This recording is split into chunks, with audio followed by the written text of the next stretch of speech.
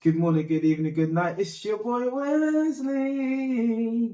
Yeah. Hey guys, how you doing? But welcome back to another podcast. Wesley Unplugged here. I'm Wesley, obviously. And yeah, guys, hope you had a good week. Hope you had a good preseason game. Whatever you've been up to this week. Hope you've been walking the dog, feeding your family, feeding the kids, whoever. Hope you guys have been well and God has been blessing you this week. Hope you received good news. If not, we go again next week, mate. And we're just here back with another podcast.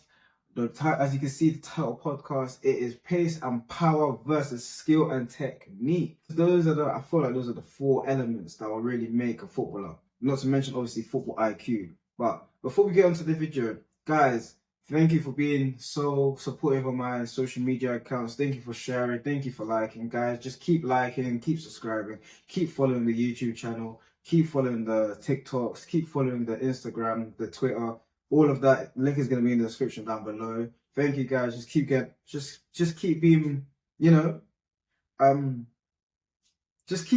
you guys. Like, thank you for supporting me. I know it's not easy to support a business or friend or whatever, but just sharing it does a lot. And guys, don't forget just to leave a comment, leave a review on any of the podcasts that I've released, and leave a comment, leave a like, share with your mom, share with your dad, share with people that you know that want to know the ins and outs about football. Yeah, guys, just keep sharing and thank you. Peace and love. By now, back to the podcast. When we talk about pace, when we talk about power, when we talk about skill, we talk about technique. Like, what do we mean by that? So for first instance, pace is the player's ability to run quickly with or without the ball. It's plain and simple. When we talk about power, it's literally a player's physical strength. The amount of force that's exerted to jump off the ground, the amount of brute strength that they have just to shield the ball, as an example, or the amount of power generated with a swing of a kick, obviously with the correct technique, but we'll get back to that.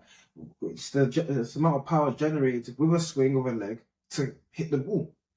It's plain and simple. It can be quite subjective because we could talk about 5-star skills on FIFA, flip-flaps, elasticos, all around the world, rainbow flicks, you name the skill. Hocus Pocus 3000 or whatever it's called. You name it. But when we talk about skill, right? Skill can be determined as football IQ. How good is a player reading the game? That's skill. That's not something that can be taught. Yes, it's something that comes over time. You can learn it, but it's not something that's taught. And it's the ability to perform such actions, let's say a croton at the correct moment in time. That's good skill, right? But that's not a skill move, I say. That's not the skill move that you'll see that's like, oh, in the crowd. No, it's just a nice, simple croton to take the ball away from the defender. Or on an oncoming opponent anyways, let's say. Skill, again, it's about finesse. It's about the player's ability to perform such an action to maintain and keep possession of the ball. Skill is also something that goes hand in hand with technique as well. The player's technical ability to perform such an action, such a skill move, or whatever it may be, to be like that, to be concise, it's just to be good with it, if that makes sense. When we talk about skill, it's something that we also have to mention with technique, right? They go hand in hand. The player's tech or technical ability, whatever it may be, they both go hand in hand. You need one without the other. You need one to do the other. You need the other to do the other. It just goes hand in hand. So let's say, for example, you need to master the fundamentals: passing, one-touch passing, two-touch passing, three-touch passing, a cross turn, a directional touch, a dead stop, like a dead control of the ball, an active touch of the ball. These little things, these are fundamentals. This is technique. This is technique that's honed over time, but with progression, with as you age, as you mature with the game, as you play more matches effectively, because you're not going to get better without playing matches. Yes, one-to-one sessions, amazing. They hone in on your fundamentals. They make you work on your fundamentals. But at the end of the day, you're not going to learn the game without playing the actual game. It's that simple. So that goes in hand with football IQ. Skill. It doesn't work in your technique. It works on your skill. It works on your ability to read the game, on really your ability to also perform actions at a certain amount of time because you've been in that situation before and you did something wrong the first time. You didn't go quite right. Fair enough. So when you're in that situation again, you do something else. Skill, technique, football IQ. It goes all hand in hand. So instead of performing an action, let's say 2-touch passing, right? Touch pass, right? You hone on that, focus on that fundamental. So instead of doing it 2 times out of 10 the first time round, then you work on to 3 times out of 10, then 4, then 5. The next thing you know, you're doing it 9 times out of 10, and that 1 time out of 10 is just when it's just a situation that you're not prepared for, or lack of concentration. It could be fatigue. It could be a bunch of factors. But 9 times out of 10, you're gonna get it right, right? So now, when we talk about actual pros, when we talk about actual players that that just show skill and technique, football IQ for once, Sergio Busquets, one of the most 1-touch, 2-touch players out there in this current game right now. Amazing. Honestly, his ability to read the game and just turn in, whatever, is phenomenal. He reads the game before it reads the game like he's 4 steps ahead, like he's already been there and he's already seen it coming. You know, like in Supercell, when what's the main guy's name? The main guy's name, Andre, I think. He can see things before it happens. It's like that. It's that simple. It just works. Like, he knows what he's doing, because why? He's calm, he's composed, he reads the game, he analyzes the game, he analyzes his past performances, he analyzes players as well in their game beforehand. It's just all reading the opponent, understanding the game to a different level. Obviously, over time, it comes over time. It comes to when you've played the game so much, it becomes like just reading a book. Like just going on a walk. It's something that becomes so easy to him. Not in a non-league setting. When we talk about skill, I got to shout him out.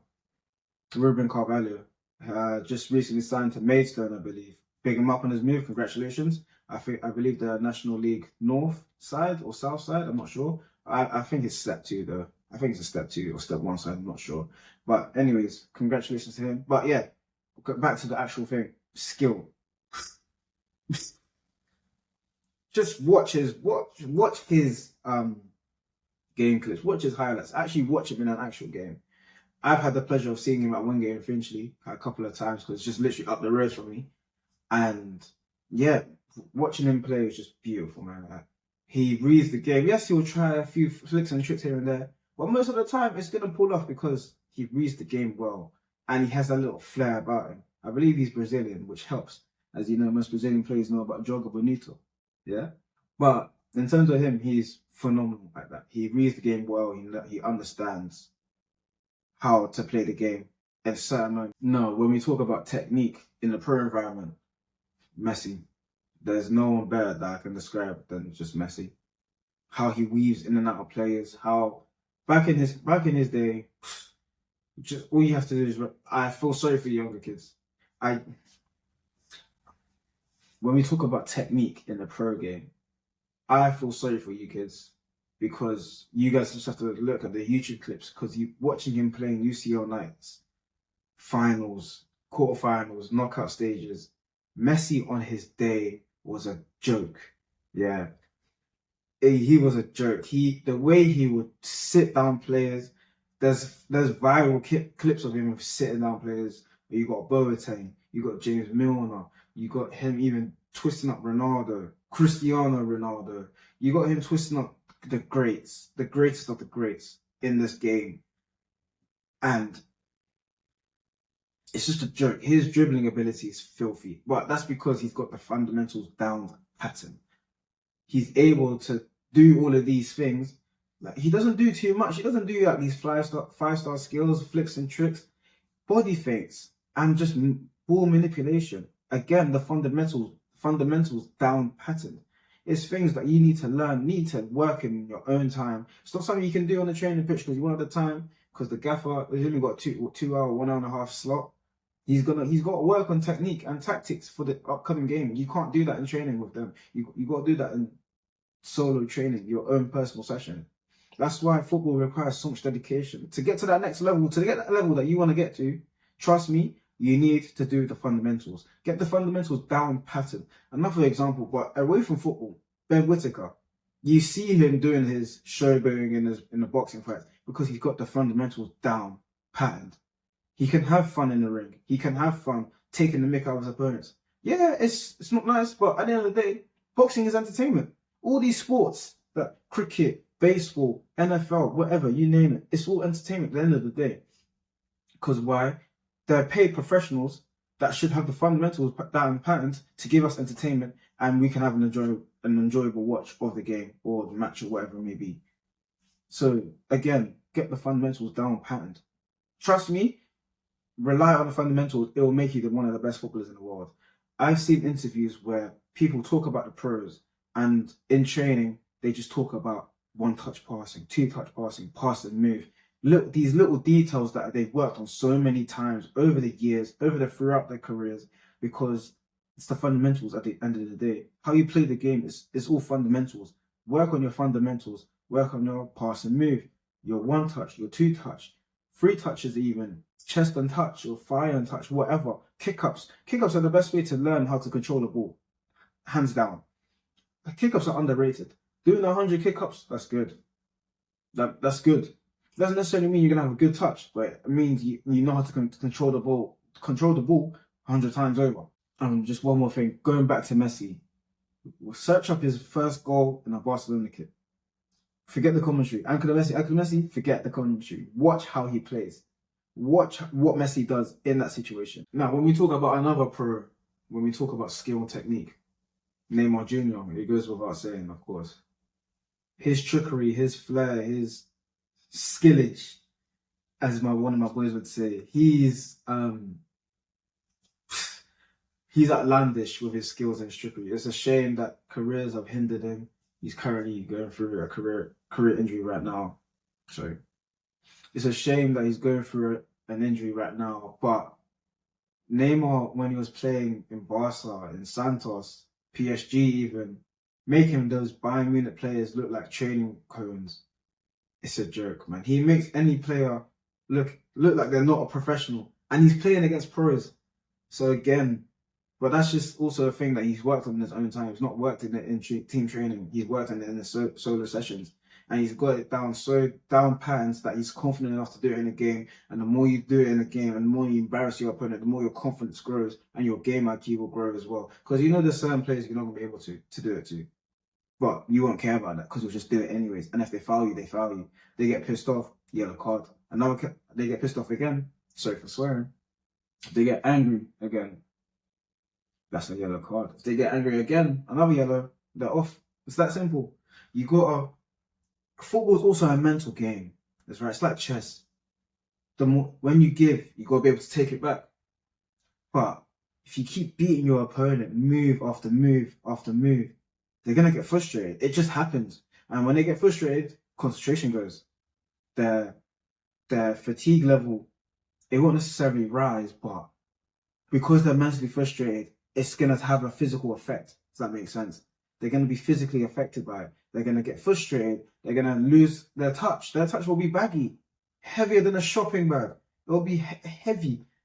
Because why? They're not concentrating in the game. They're letting their emotions get involved, right? And when your emotions get involved in any sport, you can forget everything you trained on. Trust me. It will just be instinctive. But it won't be instinctive in a good way. In a trained professional manner. Be instinctive as in, yeah, I'm just going to lash out. When he gets the ball, I'm just going to go through it. Cool, that may work the first time round with a rubbish referee. But if the referee is worth his salt, that referee's going to send you off or give you a sin bin. Either way, you're 10 men down for 10 minutes or for 90 minutes, whatever it may be. So players like Neymar will get under your skin. You got to be thick-skinned in this game. Being thick-skinned in football will get you far. Being mentally strong in football will get you far. Being physically strong will get you far. But being technically smart, football IQ smart, will also get you far. But another person who's known, like I can keep going on and on about these pros because why? It's just there's so many examples that I can give you, but there's not enough examples that I can give you to show how skill and technique is amazing. How skill and technique is just one of the key things to make you a good footballer. But let's go for another example. Kevin De Bruyne, however you want to pronounce his name. he's just known for his outlandish passing ability. Ronaldo said once in an interview, no, sorry, it was Kevin De Bruyne who said in an interview about Ronaldo. He said, "I'll happily play with Ronaldo because if I play the ball 2 inches higher than it's supposed to be, I can trust that Ronaldo will get it due to his jumping ability." The fact that Kevin De Bruyne knows how on and off his passes will be to the inch, to the size of an inch, shows how. I don't think you guys understand how good it is to be a good passer of the ball. Being a good passer of the ball with fast attackers, whoever you're playing on that Saturday or that midweek is finished. I'm telling you, that one centre mid, that one cam, winger, striker even, centre back, whoever it could be on that team, if their passing ability is just a joke, you can do so much for your team. Another example of a good passer, Trent Alexander-Arnold. What a joke of a player. What a joke of a player. In terms of his passing, he's phenomenal. I'm lost. I have no superlatives for him because it's just amazing. Their passing ability, their range of passing, short, long, medium, whatever you want to call it. I said I meant medium. It's just a joke. Their visions of the game is just something you can't train. I believe it's something you can't train into them. It's not also something that you can learn overnight. It's something that's just you're either got or you don't have it. You either got it or you don't. Unfortunate enough. However, it's not fair for me to say that because why? You can still train on it. You can still work on your passing technique, short and long, pinging, driven passes. You got your daisy cutter passes. Whatever type of passing thing you want to do, you can work on it. Everything I'm gonna list to you today in this video, you can work on it. You can train on it. It may not be to the pro standard, fine. But if you can do it to a good standard and your gaffer can trust you to do it to a good standard, mate, you're in the door. You're in the door, you're getting your minutes. Trust me, you're going to get your minutes. Because those are abilities of a player that's not common. Those abilities of a player, they're not common and you're going to go far. It may be just based on that ability alone, but trust me, he doesn't want to make it pro just because I'm fast, or just because I'm a good passer, or just because I'm fit. If you will go pro just on one thing, my friends, take it. Take it. Now, let's switch it to pace and power. Who's a better example of pace than Mbappe? Kylian Mbappe. Hey! I think he must have done athletics or something because he is fast. Another player that's worth mentioning, Kyle Walker. Yeah, he's getting on. That's fine. He's like 35, 33, one of the two. I don't remember. But yeah, he's getting on. But mate, he's still fast for his age. I think they clock about 36.5 kilometers per hour. That's a joke. That is such a joke. If we convert 36.5 kilometers per hour, that's 22.69 miles per hour. Correct me if I'm wrong. That was just a bit of mental maths. But correct me if I'm wrong. But that's still a human being running at 22 miles per hour. Imagine your car speed limit in London is 20 miles per hour. Basically, pretty much all around London is 20 miles per hour. A human being is able to run faster than that. Yes, it may not be for a sustained amount of time. It may be for a good 9 seconds. But still, you know how much of a joke that is? Crazy pace, crazy ability. Crazy pace, crazy acceleration will get you far. That's one of the reasons why Raheem Sterling went pro, in my personal opinion, because he was damn fast. Crazy running technique, but he was damn fast. Those pace, Leroy Sané, oh my gosh, what a pace merchant. Alphonso Davies, pace merchant again. Adama Traore, pace merchant again. Who else is crazy fast? There's actually not that many fast players in the game right now. Or that I know of personally anyways. If we talk about power, as in like a powerful player, we got Reece James, when he's not injured. a strong centre back. And don't get me wrong, he's a bit fast for himself. He's a bit fast. But yeah, a powerful right back, Reece James, 100%. We've got another one, VVD, Van Dijk, crazy strength. Crazy strength in a player. But how can I forget? Sorry, how can I forget? Hulk. Not the Marvel's Hulk. Hulk as in the football player Hulk. He's strong. I don't know if this video is real, but he was able to burst a football in training. Do you know how crazy that is? Do you know how crazy that is to burst a football? Do you know how strong you need to be kicking the ball? I think he's achieved one of the hardest or one of the fastest free kicks because of how hard he can kick a ball. And if you see the size of his legs, it was bigger than my head. Literally, honestly, search up Hulk on YouTube or TikTok or wherever. You'll see him. You'll see who Hulk is. And yeah, what a joke. Every aspect I've spoken about is important in football. Don't get me wrong. They all go hand in hand. They all gel the formula for a good football player. But let's bring it back. Let's bring it back to non-league. Right? Let's bring it back to non-league. So now, let's start from the bottom, we work our way up. Steps 8 to, let's say 6.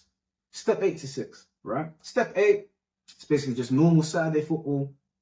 It's not in the football pyramid. It is, but it isn't. It's in the football period, it's not. Right? It's just your normal Saturday team. Right? Just your normal Saturday team. It's a bit of a kickabout with the boys. In my personal opinion, the way I view it, I'm bear in mind, right? How I view the steps in football in the football pyramid is in my personal opinion. It's not of anyone else's. So if you play in those levels, don't feel like I'm attacking you. It's just my personal opinion, right? Cool. Now that I've settled that. Steps 8 to step 6. Being a pace merchant will get you far. Being technically good on the ball will get you far. Being agile, again, will get you far. Being a powerful centre back or a powerful striker, a strong winger, a strong whatever, will get you far. All those individual, like football IQ will get you far. But then again, football IQ, in terms of that, like being able to play a pass, it's also dependent on your striker, who your striker is to finish the job, or your winger, or whoever you're passing to maintain possession of the ball. But yeah, it will still get you very far. Now we go from step 5 to step 4. Those elements, those aspects, it's like the physical attributes are less important and the technical ability and skill is more important, right? So like steps 8 to step 6, for the audio listeners, right? Your pace and your ability is way higher. It's more valued even compared to your skill and technique. Because most of the time you're going to meet slow centre backs or slow right backs or whatever, or not good strikers of the ball, but they're fast enough to get there for the second ball, whatever, right? So your pace and ability is more important. It's more easier for you to get far in the game, right? Compared to your skill and technique. However, step 5 to step 4, that's where the pace and power goes down a little bit, and your skill and technique is more important. It's more on show. Because right, that's where you learn possession. That's where you learn passages of play. That's how you learn to go through the threads. That's where you incorporate your tactics in a more professional level.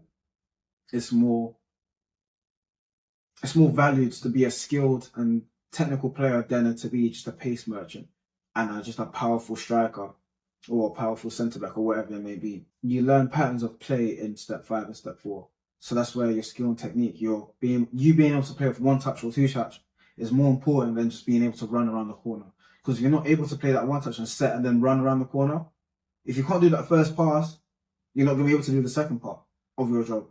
So yeah. And then from step 3 to step 3 alone, that's where you combine your skill and technique with your power and your pace. That's where you combine it. And then step 2 and to the pro game above, it's literally who does it best. It's literally who combines all those elements, the football IQ, the skill and technique, pace and power, whatever it may be. It's literally just who does it best.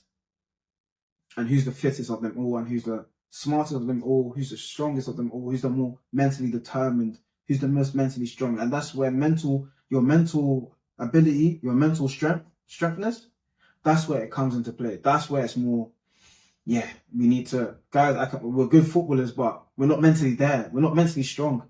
That's where your mental toughness comes into it. Because if you're not mentally tough, this football game will ruin your confidence. Without a doubt. If you're not mentally strong, this football game will ruin your confidence. Because in those levels, in those heat, that it's literally about win or lose. It's no longer about having fun. Yes, you're having fun when you're winning. But what are you doing when you're losing? Are you mentally there? Are you mentally willing to bounce back? As a team, as a unit, as brothers who are going up to war? Every day, that football pitch is a battlefield. You're fighting for 3 points. You're fighting for the next round. You're fighting for the trophy. Football is also a technical game as well as a mental game. You need to be strong. It's like chess, as I said in the start of this video. It's like chess. If you're gonna give it, you gotta be able to take it. If you're dishing out a 6-0 loss, you gotta be able to prepare to be taking a 6-0 loss too. Sorry, I said that wrong. If you're giving out a 6-0 win to yourself, sorry, let me start again. Football and power. What? Football is like chess. You gotta be able to give it as well as take it. If you're dishing out 6-0 L's, you gotta be able to take 6-0 W's. So, boys, girls even, whoever who's watching this video, working on your technical ability will get you far, but working on your mental ability will take you further. In those levels of football, when it's all heated, it's neck and neck, 0-0, 89th minute, 4 minutes of extra time. It's about who's mentally strong as well as who's athletically fitter even. You got to be able to see out the game to the final end, to the final whistle. Always play to the final whistle. Never give up. Never stop. Because even just a switching off moment for a millisecond, if you switch off for a millisecond, it could either cost you or your team. Ultimately, a balance of all these skills, all these assets will make you an amazing footballer. Yes, pace and power will get you far. Being able to use your pace, being able to use your aerial threat, your aerial presence in an effective way will get you far. But also working on your football IQ, your technical ability, your skills, working on your mental toughness will also take you further. And all of that will combine you to be an amazing footballer. Not in just non-league level, it will take you to the pro game. To sum up in reality, skill versus power skill versus power versus technique versus pace. You need all of them. Not one is important about the other. Because yes, you'll have let's say you'll have a slow striker, but his attacking movement, due to his football IQ, is amazing. He'll get you goals. He doesn't need to be a fast striker. Fast strikers are cool. You're running in behind. You're good. But now, let's say his football IQ is not there. He's always doing the same run. It's going to get cut out. The centre back's going to learn his runs. You got to be able to switch it up. That's where you got to be able to come short. You got to be able to go long. You got to be able to do certain things. So it all goes hand in hand. To sum up the argument, there's nothing more important than the other. Because without one, you can do the other three, or other four, other five, whatever. You don't always need one to take you to the top. It will help you. Don't get me wrong, it will help you. Scouts will love a fast player. Scouts will love an intelligent baller. Scouts will love a mentally strong player. A leader on the pitch. Always aspire to be a leader on the pitch, even if you're not the captain. That's how I view it now. In my team right now, I may not be the skipper, that's fine. But I'll always look to lead from the front line as a striker. I may not be the skipper, I may not be the captain, that's fine. Obviously, it's a bit disheartening because I feel like I should be the captain. You know, a little armband there. When I'm getting pictures and I'm posting on Instagram, see the armband. You know I'm something special. Adidas, but Adidas, don't worry, I'll get the armband soon, and you'll be able to sponsor me. But yeah, always look to learn, and always look to learn. Trust me, being a coachable player that's always willing to learn, always willing to want to be better than they were the day before, will take you very far. Thank you guys for listening to my podcast. It's Wesley Unplugged here. Continue liking my social media content. continue following, continue subscribing, continue, and just be there for me, guys. And also, just to mention, if you follow my YouTube, subscribe on my YouTube, you may know that I'm currently in the process of uploading bonus content. So it's going to be non-league related, as this is a non-league podcast, non-league platform. We've got interviews lined up. So we got a first guest maybe next week, the week after, I don't know. And I know you guys are waiting for my part 2 to last video, but that's going to be in our back burner because I've got a couple of interviews coming up. But guys, just keep following, keep subscribing, keep liking, keep commenting, share with your family, share with your friends. It's Wesley Unplugged, and I'm out.